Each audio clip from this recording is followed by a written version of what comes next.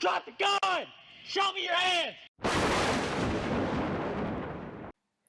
Minneapolis was ground zero in 2020 for what were called mostly peaceful protests. But how has crime in the city changed since that fateful summer?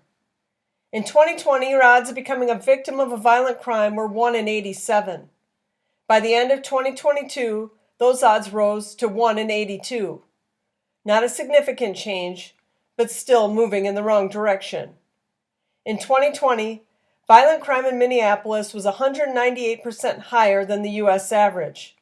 By the end of 2022, that number had risen to 232% higher. In 2020, the murder rate was 18.2. By the end of 2022, that number had risen to 20.6. In 2020, the assault rate was 644 per 100,000 people, with 2,803 reported assaults.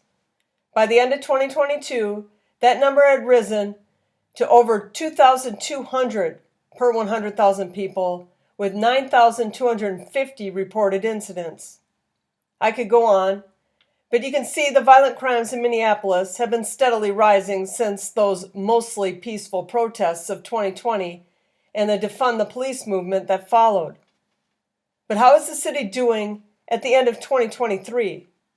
Assaults are still steadily rising, as is vandalism, motor vehicle thefts, sex offenses, and stolen property. But all other categories of crime have shown a decrease. The murder rate has dropped to 20.1, still much higher than the 18.2 of 2020, but down from the 20.6 of 2022. The assault rate went from just over 2,200 in 2022 up to 2,248 in 2023. That's per 100,000 people, as the city reported nearly 150 more assaults in 2023 than 2022. Both 2022 and 2023 are much higher than the nearly 2,100 assault rate average from the previous 3 years, which also includes the 2022 total. So homicides are down, but only by a few. Carjackings have gone way down, and overall shots fired calls are also way down, as are the gunshot wound victims. So in many ways, the city has gotten better, just not in overall violent crimes. And those numbers, we're looking at just 2020 to today. If we were to go back to 2019, before the summer of Floyd, the city reported only 46 homicides, with a murder rate of 10.6. In fact, the murder rate through the first 2 decades of the 2000s was largely below 10, and the assault rates were in the 400 to 500s, drastically lower than where they are today. Minneapolis has seen a decline of 2.5% in their population since 2020 and is currently losing about 3,600 people a year, less than 100 per year due to homicide, so the people are just leaving. It is estimated by the year 2029, the population of Minneapolis will be around 397,000. That's down from the 429,000 the city had in 2020. And if the number of murders continue at their current pace of around 90 per year, by 2029 the city's murder rate will rise to 22.6. And for some perspective, Chicago's murder rate in 2023 is 22.3. And that's assuming things stay the same in Minneapolis and don't get worse. A good gauge of how a city will fare going forward is to look at the school system. 86% of the people who live in Minneapolis have a high school diploma, but currently only 37% of the students are graduating proficient in reading and math. The Minnesota average is 52%, and the U.S. average 48%. So Minneapolis is 23% below the national average.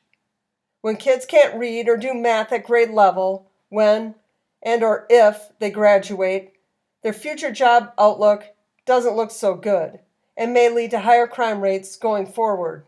So how safe is Minneapolis? Well, its murder rate is about the same as Dallas, Texas, and its assault rate rivals that of Memphis.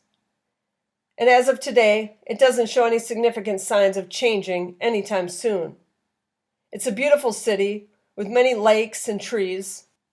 And there are still many nice neighborhoods, with the majority of the violent crime coming from just a handful of neighborhoods in North Minneapolis.